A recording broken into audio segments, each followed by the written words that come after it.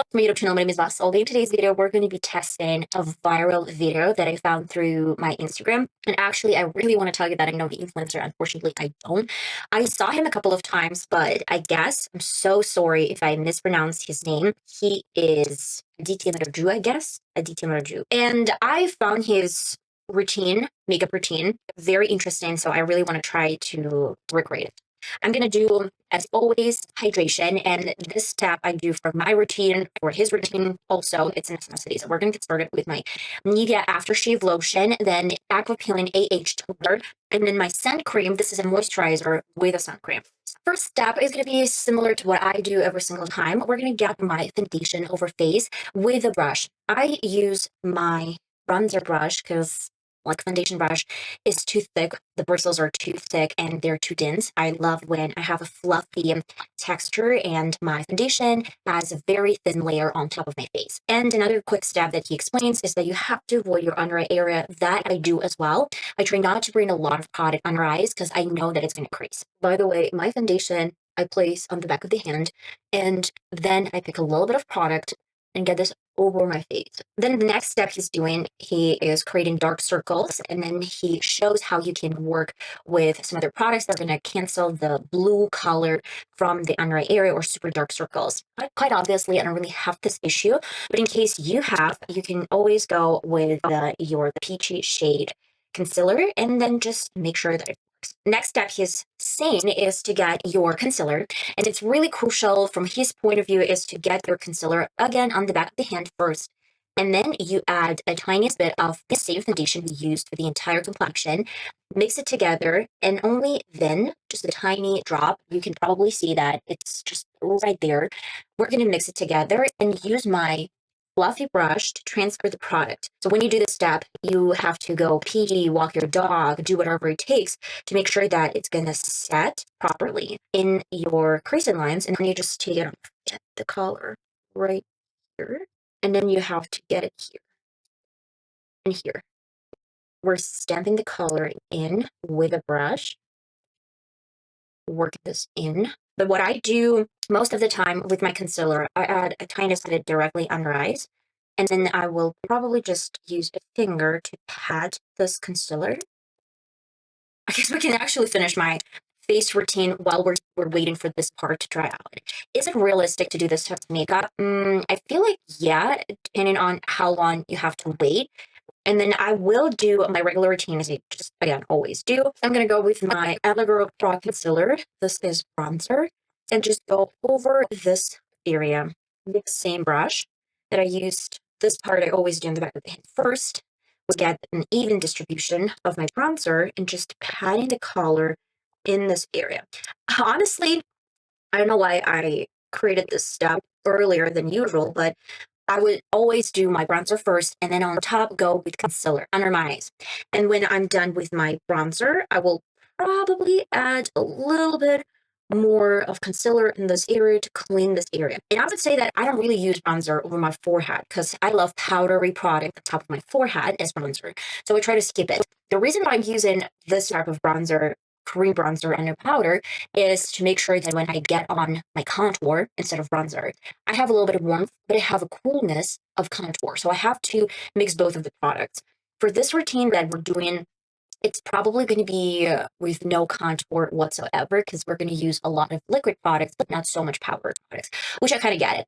And then sometimes when I'm super bougie and I'm extra, I will go with my FX palette and use this beautiful pink shimmery color and get this right in the same area, maybe bringing the blush a little bit further with a beauty blender.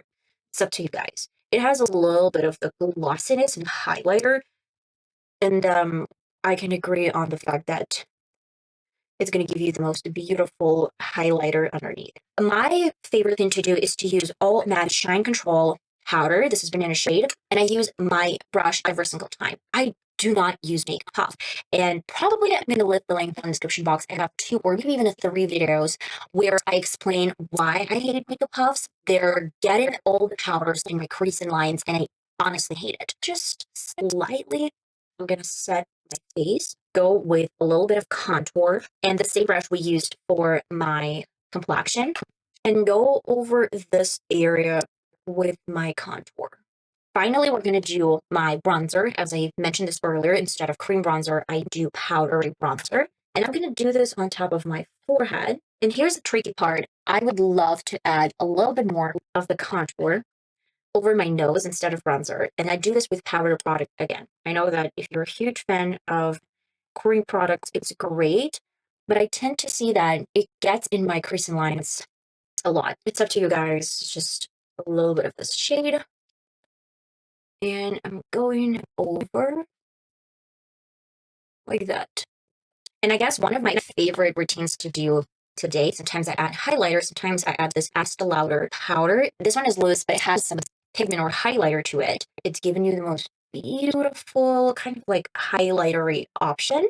But let's go back to this part because I feel like my foundation and my concealer, they've been there for quite a long period of time. I'm going to pick on the cotton wand, and then he has to say that you need to smile, and then you see where you have too much product, and you just wipe it off. Okay, and then for the left side, he's doing pretty much similar routine that we did. For my right side, he grabs bronzer, gets it again on the back of the hand first, and then getting the brush into some work. I'm going to create my own blush right now. I add very dry formula lipstick into my yellow color contour. Mix it together and I get very beautiful blush. Okay, next step is pretty obvious. He has to set everything in place. And the best way is to use powder. He's using brush first, and only then was getting the puff and finishing the look with a makeup puff and some powder. And the point here is to even this out in the back of the hand so you don't really get a lot of powder and you just go in these areas. And then you're going to make a puff and then you get pretty much a lot of powder on. Again, we're getting some of this powder. First, press it right under the eye. I assume we have to leave it for 30 seconds and then wipe it off with a brush. Okay, it's been 30 seconds or even more. Let's wipe it off. I haven't noticed him using any highlighter, but we're going to set my face with the Fix and Spray. This one's from Essence. This side, it looks a little bit more glossy. And I know why, because I didn't set my under eye area with makeup puff.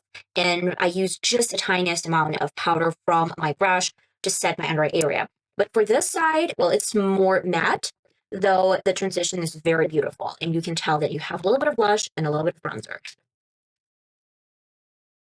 For this side, we're going to leave it like this, and it's going to dry out naturally. For my right side, I'm going to use my Beauty Blend. Oh my god.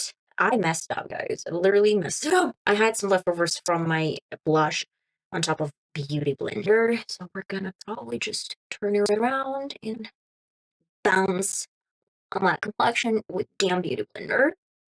Now you can tell it's really, really soft. I would add a little bit more of the same blush, or you can use this type of blush or with a highlighter blush, cream blush on top with a beauty blender like this, just for some extra glow. And with any leftovers from our highlighter brush where we used the powder, do you remember, with a little bit of highlights in it, just go ahead with this.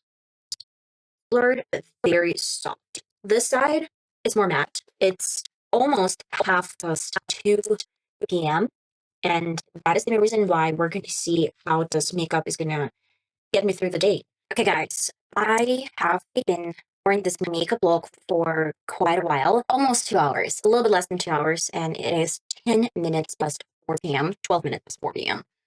I would say my makeup looks really good for both of my sides. This one is a little bit more matte, but again, we're going to the same issue that I've been talking over and over and over again on my channel. I have some creasing in the smiling lines, and I don't really have that much or severe creasing in this area because we used brush. And I guess the under eye area is a little bit more vivid. Can't say that it's bad. I mean, it's not creasing dramatically, but it's a little bit more obvious than this side, though I might be wrong. Okay, guys, I'm finally back. It's almost 10 p.m. I've been wearing this makeup look for 7.5 hours, and here are my thoughts.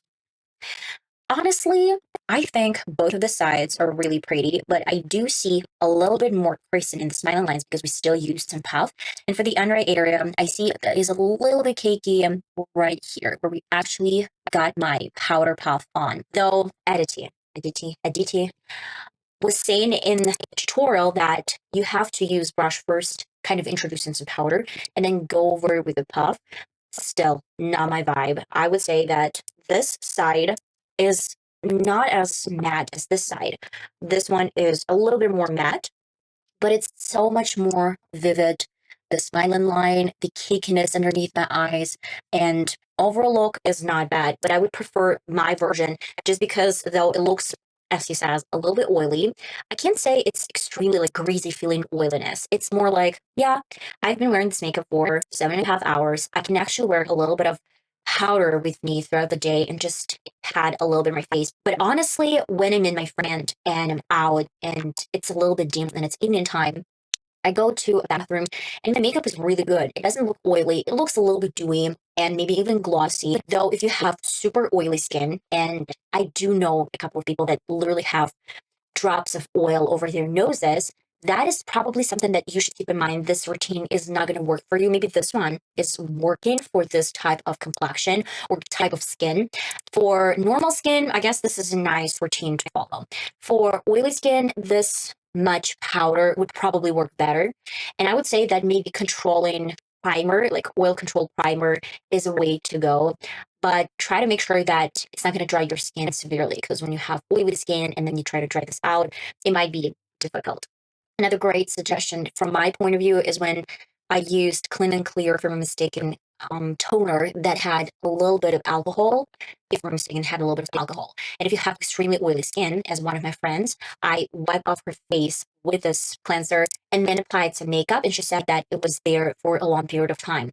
And then she actually likes using MAC foundation that has a little bit of alcohol to it, and it's going to stay there for good. But what she noticed later that her face was very sensitive and was peeling, the skin was peeling off. That is the main reason why just keep in mind whenever you buy, and if you have super oily skin, whenever you buy some product that has alcohol to it, your skin might become super sensitive because, well, this is natural for you to have oily skin. And when you try to, fat your skin with some alcohol, it might get a little bit irritated because, well, this is a way to go. My suggestion is to use a little bit more powder, maybe use oil controlling primer, and then on top, go over your day with tissue, press this tissue to the oily skin, and then add a little bit more additional powder on top with a brush or with a makeup, and it's going to work. My case, I don't like puff because too much creasing. And you know this if you've been following me around. And I have a couple of videos in the description where you can check out the problem and some wear tests. It's good. It looks really natural, very soft, and transition is flawless. But my right side is almost the same, almost identical. It might be a little bit brighter just because I try to use more cream blush on top of my powders and just a little bit more highlighter on top of it. Here, we did not use any more products on top of powders, just something that is underneath, and that's it. It's up to you guys, which is going to be your favorite routine. Would you probably try this routine and then maybe try my routine? I haven't noticed a huge difference. Mine is a little bit more glossy, but still not a problem for me. I love that I don't have creasing in the spots that have creases. So it's up to you. I don't really like that it's cakey. I mean, like, it's really, really cakey here. It is cakey, if you can see. And I guess my nose area is a little bit more cakey than this side, but overall, not bad. A little bit cakey, but still not bad. And that is it, guys, for today. I'm going to see you in the next video, hopefully. Bye-bye.